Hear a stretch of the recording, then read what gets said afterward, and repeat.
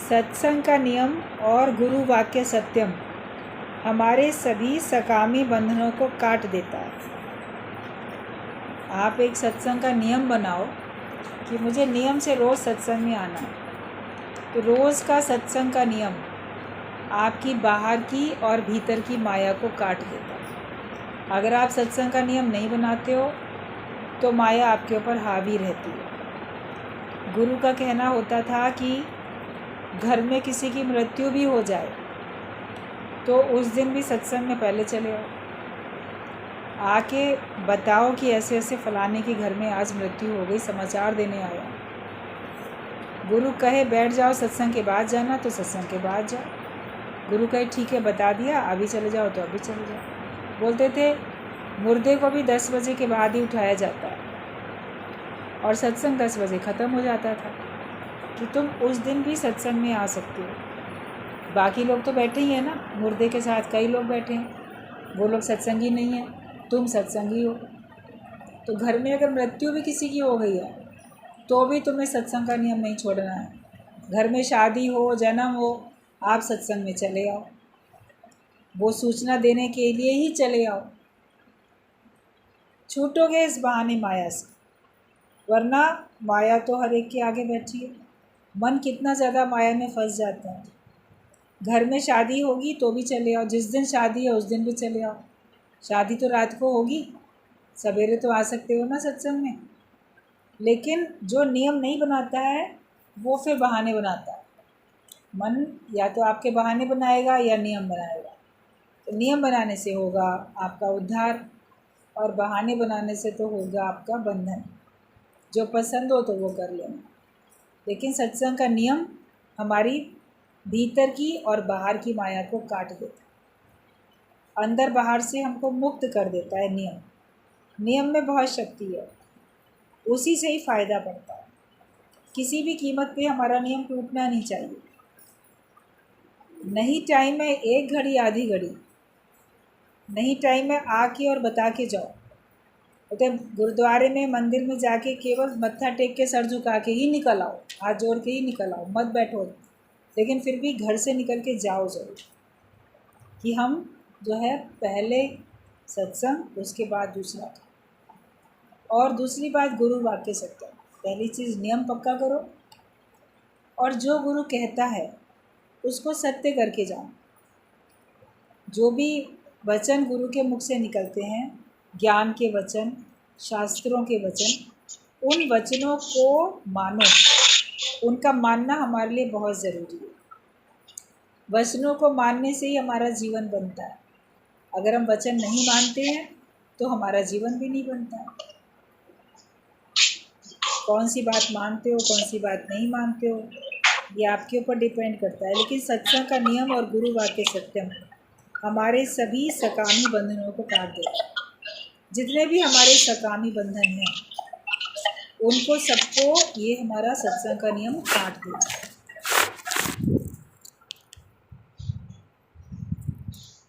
जो लोग भी लिंक तो सत्संग का नियम और गुरु वाक्य सत्यम हमारे सभी सकामी बंधनों को काट देता है। सारे हमारे सकाम के बंधन कट जाते हैं। एक सत्संग का नियम बनाओ, एक गुरु ने जो बात कही उस पर अमल करो, उसको जीवन में उतारो। लेकिन इसके बाद ये नहीं कि हम आराम करें, चलो सकामी बंधन कट गए, अब घर में खूब मौज से बैठे हैं, आराम कर रहे हैं, अब मेरे ऊपर कोई बंधन नहीं है। उसका ये मतलब नहीं कि आप कुछ करोगे ही नहीं। हमें निष्काम में लग जाना चाहिए। फिर हमको सकामी कर्म नहीं करने तो निष्काम कर्म करने। यहाँ तक तो स्थिति ज़्यादातर लोग बना लेते हैं। अब हम फ्री हैं, अब हमारे पर कोई जिम्मेदारी नहीं है, हमारे पर कोई बंधन नहीं, कोई रोक टोक नहीं। जब आएँ जब जाएँ, तो उसके बाद कर क्या रहे हो? आराम से घर में लेटे पड़े हो या फिर सकामी कर्म ही तो कर रहे हो। बंधन नहीं है, लेकिन अपनी स्वेच्छा से कर तो सकामी कर्म ही रहे हो। तो हमको निष्काम में लग जाना चाहिए। आप जपे और अनाम जपावे, सुनत कहत रहत गत पावे। सुनो भी, कहो भी, रहनी भी बनाओ। खुद भी भगवान का नाम जपो, ज्ञान को खुद भी सुनो और दूसरे को भी सुनाओ। तो ये कार्य में आप सबको लग जाना चाहिए। और कोई खाली बैठ भी नहीं पाएगा। केवल खाली कोई बैठेगा तो कितने दिन तक बैठा रहेगा? आखिरकार उसका मन उसको सताएगा कि क्या करूं, टाइम वेस्ट हो रहा है, तेरी आयु यूँ ही बीतती जाएगी, व्यर्थ जा रही है आयु, जिसका कोई उपयोग नहीं होता तो व्यर्थ ही जाती है। तो अपने सकामी बंधनों को काटो, वो गुरु को आपके सत्संग करने से और सत्संग का नियम बनाने से होगा। फिर सकामी बंधन कट चुके हैं तो निष्काम कार्य में लग जाओ। वो तो नेवर एंडिंग काम है, वो तो जब तक आपका जीवन है, आपकी श्वासें हैं, तब तक आपसे वो कार्य होता ही रहेगा।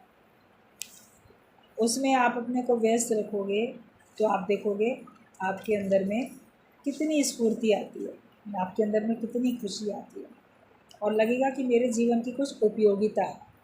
वरना हर एक को जिस क्षण अपना जीवन निरुपयोगी लगने लगता है वो डिप्रेशन में आ जाता है। मैंने आज दिन तक कुछ किया नहीं, या मैं कुछ कर नहीं सका, मैं कुछ प्राप्त नहीं कर सका, संतुष्टि नहीं मिलती। एक बार गुरुजी बात बता रहे थे, कहीं पे पढ़ा था तो वो बता रहे थे कि देखो जैसे साइंटिस्ट होते हैं तो ज़्यादातर जो वैज्ञानिक हैं, ज़्यादातर मतलब ये नहीं कि 100% बात है, ज़्यादातर वैज्ञानिक जो होते हैं वो पुरुष होते हैं, महिलाएं कम होती हैं, बहुत कम, ना के बराबर होती हैं। तो इसके पीछे कारण बता रहे थे कि जो महिलाएं होती हैं वो भी पढ़ाई करती हैं, फिर शादी होती है, पढ़ाई पुरुष भी करता है, उसकी शादी हो ही गई है, लेकिन उसके बावजूद भी जैसे महिलाएं बच्चों को जन्म देती हैं, तो जब जन्म देती हैं तो उनको जैसे लगता है कि हमसे एक बहुत बड़ा कार्य हुआ, हमारे द्वारा किसी बच्चे का जन्म हुआ, तो कुछ ये क्रिएशन हुआ, कुछ एक बड़ा कार्य हुआ, तो उसमें उनको बड़ी संतुष्टि सी मिलती है। वो उसको इतना पहले गर्भ में उसका पालन करना, उसके बाद उसको जन्म देने के बाद उसका पालन करना, तो वो फिर उनको लगता है कि अब मेरे जीवन से कुछ हो गया, उसमें उनको संतुष्टि मिल जाती है, तो उसी में वो लग जाती हैं। लेकिन पुरुष तो बच्चों को जन्म देने का निमित्त होता है, लेकिन महिलाओं की तरीके से थोड़ी ना वो जन्म देता है बच्चों को, इसलिए उसको संतुष्टि नहीं मिलती है। उसको लगता है कि अभी मेरा से कुछ कार्य होना चाहिए, अभी कुछ काम होना चाहिए, तो इसलिए वो अपने जिस फील्ड में होता है, ज्ञान में या विज्ञान में, जिस फील्ड में भी होता है, तो उसमें उसको लगता है मैं कोई आविष्कार करूँ। तो जब वो कोई आविष्कार करता है, उसके द्वारा कोई आविष्कार होता है, तब उसको संतुष्टि मिलती है। स्त्री ने तो एक आविष्कार कर लिया कि उसने एक बच्चे को जन्म दे दिया, तो ये उसको लगा कि मैंने एक आविष्कार किया। लेकिन पुरुष जब तक कोई बाहर से ऐसे कोई आविष्कार नहीं करता, तब तक उसको संतुष्टि नहीं मिलती। उसको लगता है मेरी पढ़ाई लिखाई जो है व्यर्थ है, मुझे कुछ करना चाहिए, तो केवल उतने से उसको नहीं संतुष्टि मिलती, तो वो कोई आविष्कार करता है। और जब कोई भी एक आविष्कार करता है, उसमें उसको सफलता मिलती है, तब उसको लगता है कि हाँ अब मेरा जीवन जो है सफल हो गया। तो सत्संग में आने के बाद भी जब तक हम कुछ निष्काम कार्य नहीं करेंगे, तो हमको लगेगा कि हमारा जीवन अभी जैसे अधूरा है, अभी मेरा जीवन सफल नहीं हुआ। माया में भी बहुत कार्य करते हैं सब लोग, तो माया के कार्य करने में संतुष्ट हो जाते हैं। अब सत्संग में आने के बाद आपको माया के कार्यों से छुड़ा दिया जाता है, लोक कार्य से छूट गए, सकामी कर्मों से छूट गए, माया के कारण छूट गए, तो फिर खालीपन लगता है ना। सत्संग तो बहुत सुन लिया, निर्बंधन भी हो गए, लेकिन अब क्या करें? ज्ञान तो सुन लिया, ज्ञान तो समझ लिया, निर्विकारी भी बन गए, तो अब करें क्या? तो करना तो वैसे कुछ नहीं है, देखा जाए तो डू नथिंग बी नथिंग, लेकिन फिर भी मन को तसल्ली नहीं मिलती है। इसलिए मन को संतुष्टि दिलाने के लिए और अपने उपयोगिता को बनाने के लिए, अपने को उपयोगी बनाए रखने के लिए हमको निष्काम कर्म में गुरु की प्रेरणा से हमको लगना पड़ता है। तो जब हमारे से ये कार्य होने लगता है, तब हमको लगता है कि अब पूर्णता आ गई। सच में मैंने भी अपने जैसे 4, 8, 10 लोगों को ज्ञान सुनाया, उनको सत्संग में लेके आया, फिर उनकी संभाल भी की, वो मेहनत की।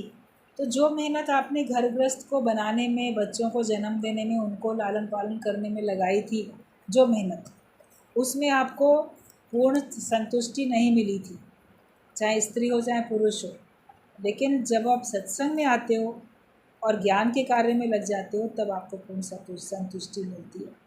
तो इसके लिए ज़रूरी है, ये नहीं सोचो कि अब सकामी बंधन छूट गए, अब तो कुछ है ही नहीं, अब तो हम घर में बैठ के आराम करते हैं। तो घर में बैठ के आराम करने में भी आपका मन आपको खाए कि तुमसे कुछ हो नहीं रहा, तुमसे कुछ होना चाहिए था लेकिन तुमसे कुछ हो नहीं रहा।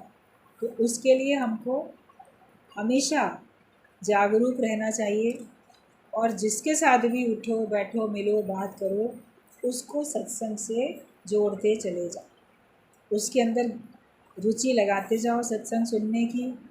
एक आध उसको भजन पॉइंट दृष्टांत कुछ बताओ और फिर उसका ध्यान रखते जाओ, जब तक कि वो भी पूरी तरीके से ज्ञानवान न बन जाए, आपकी तरीके से सत्संग में आना न शुरू हो जाए, तब तक आप उसके साथ मेहनत करते। तो ज़्यादातर लोग आएंगे सुनेंगे और चले जाएंगे और अपने सकामी कर्म में रहते हैं। इसीलिए उनको सत्संग सुनने के बाद भी मन में खिन्नता रहती है और मन में उनको पूर्णता का एहसास नहीं होता है, क्योंकि कार्य तो कुछ हो ही नहीं रहा।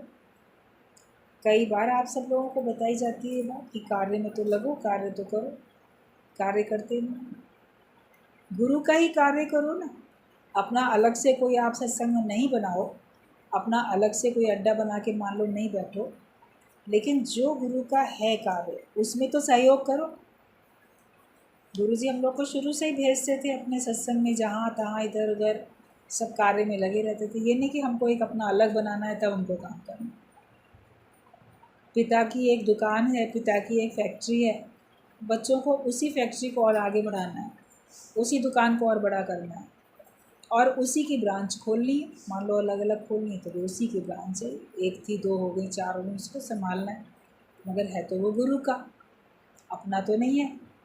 तो कट ऑफ होके अपना अलग से करने की बात नहीं है, लेकिन जो सत्संग है उसी को आपको ज्ञान में उसमें अपनी भी और दूसरे की भी उन्नति करनी है।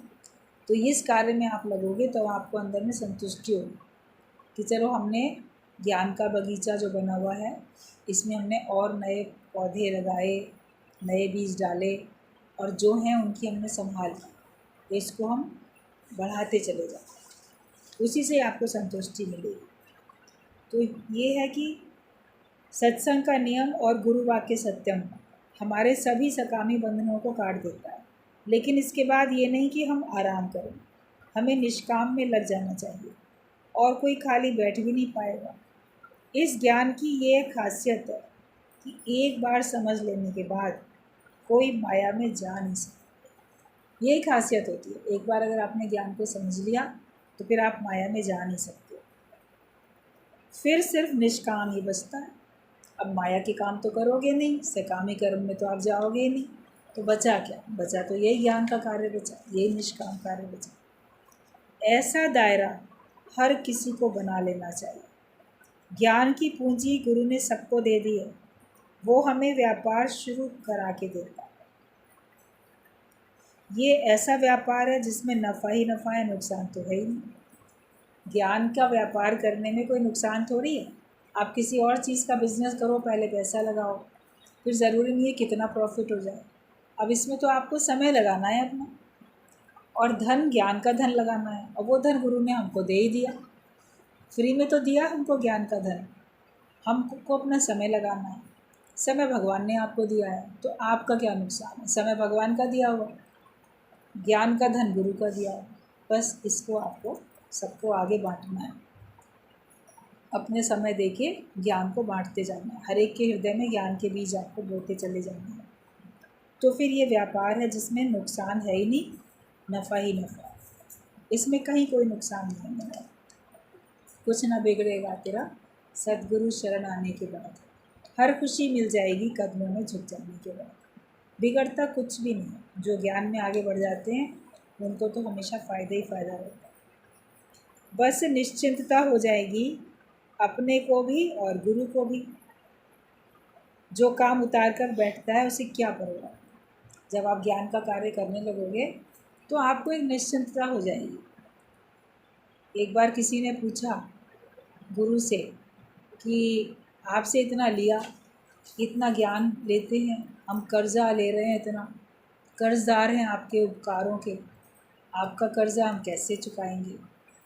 तो गुरु का ये जवाब था कि ये कर्ज तभी उतरेगा जब आप औरों को ज्ञान दे के सत्संग में ले आओगे, तो फिर तुम्हारा कर्जा उतर जाएगा, तो तुम अपने को निश्चिंतता में आ जाओगे। ठीक है, मैंने एक ने सुना, मैं 10 लोगों को सत्संग में ले आया, तो ये मेरा कर्जा जैसे उतर गया।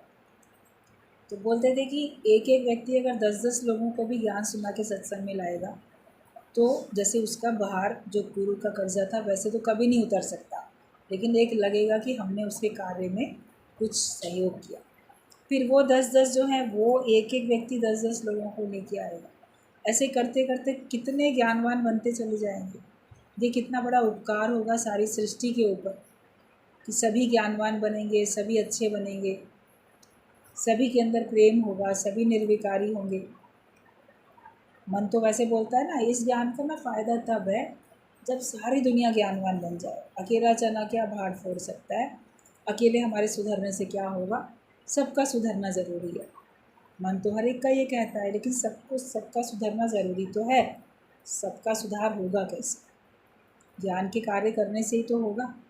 आप हाथ पे हाथ रख के बैठे रहोगे सुस्त आलसी बन के, सत्संग सुना, आपसे घर में जाके सो गए, घर में जाके लेट गए, घर के काम कर लिए, बस आए बैठे सत्संग सुना, फिर पूरे टाइम घर की चार दीवारी में बाहर निकलते ही नहीं, जाते ही नहीं, किसी के साथ मेहनत ही नहीं करते, तो फिर कैसे सबका सुधार हो? उसके लिए मेहनत करनी पड़ती है, और हमें ज्ञान के कार्य के लिए गुरु को और परमात्मा को, उनको हमें सहयोग करना पड़ता है। तो जब आप निष्काम कार्य करोगे तो ये व्यापार ऐसा है जिसमें नफ़ा ही नफ़ा है, नुकसान तो है ही नहीं, बस निश्चिंतता हो जाएगी अपने को भी और गुरु को भी। गुरु को भी निश्चिंतता होगी कि चलो ये अपने पैरों पे खड़ा है, कार्य कर रहा है, और ख़ुद को भी निश्चिंतता होगी कि मैं गुरु के कार्य में सहयोग दे रहा हूँ। अधूरापन, खालीपन नहीं लगेगा। किसी को कुछ नहीं होता ना, नौकरी नहीं होती या अर्निंग नहीं होती तो उसको बहुत उलझन लगती है। लेकिन चाहे नौकरी ना हो, पैसा ना हो, लेकिन आप ज्ञान के कार्य में लगे हो तो आपको कोई उलझन नहीं लगेगी। आपको लगेगा मेरा तो भगवान का कार्य चल, मैं भगवान का कार्य करता हूँ, भगवान मेरी फ़िक्र अपने आप करते हैं। अगर तुम भगवान का जिक्र करो, तुम्हारी फ़िक्र भगवान करेगा। तुम्हें क्या चाहिए वो भगवान देखेगा, लेकिन तुम अपने मुख से भगवान का जिक्र करते चले जाओ। जो काम उतार कर बैठता है उसे क्या परवाह होगी? जो अपने जीवन का काम उतार के बैठा है उसको क्या परवाह? अभी हमने अपना काम पूरा कर लिया, आपको कोई जिम्मेदारी सौंपी गई, आज ना ये काम कर लेना, आपने पहले वो काम करके रख दिया, फिर शाम तक निश्चिंत हो। जिस व्यक्ति ने आपको काम दिया था वो जब पूछेगा काम हो गया, बोलेगा हाँ हो गया। वो काम पूरा करके आप मौज मस्ती करो, घूमो फिरो, खाओ पियो, आराम करो, कुछ भी करो, आपको कुछ फ़र्क नहीं पड़ेगा, क्योंकि आप निश्चिंत हो कि जो काम करना था वो काम मैं कर चुका, और जो करना था वही नहीं किया, तो फिर निश्चिंता नहीं रही। तो ज्ञानी का जीवन निश्चिंत जीवन है, वो बहुत मौज में रहता है, क्योंकि वो अपने को मुक्त करने का काम कर चुका है, औरों को भी मुक्त करने में सहयोग दे चुका है, इसलिए वो निश्चिंत रहता है। तो हमको भी अपने जीवन में निश्चिंतता अगर लानी है तो सकामी कर्मों से उठ के निष्काम कर्म में जाना है, सत्संग का नियम बनाना है, और गुरु वाक्य सत्य करना है। सुस्त और आलसी बन के नहीं बैठो। सारे ही लोग बहुत सुस्त आलसी दिखाई दे रहे हैं, कोई मेहनत करता हुआ नहीं दिखता है। तो अब सत्संग सुनेंगे कम और कार्य करेंगे अधिक सब लोग। रिज़ल्ट हमें दिखना चाहिए कि सत्संग सुन के तुम लोगों ने क्या क्या हासिल किया, कौन कितना मैं मेरे से छूटा, कितना सकामी कर्मों से छूटा, कितना कितना निष्काम किया। उसके लिए अगर आपको समझ में नहीं आता है तो फिर आप अलग से बात करो, आपको युक्ति दी जाएगी, कार्य करने का आपको तरीका बताया जाएगा कि कैसे आप भगवान के कार्य में, गुरु के कार्य में सहयोग कर सकते हो, फिर आपका जीवन अच्छा बनेगा उससे। तो निश्चिंत होकर बैठो, मुक्त होकर बैठो, ताकि तुम्हारे लिए गुरु को भी परेशानी ना हो और तुमको भी परेशानी ना हो।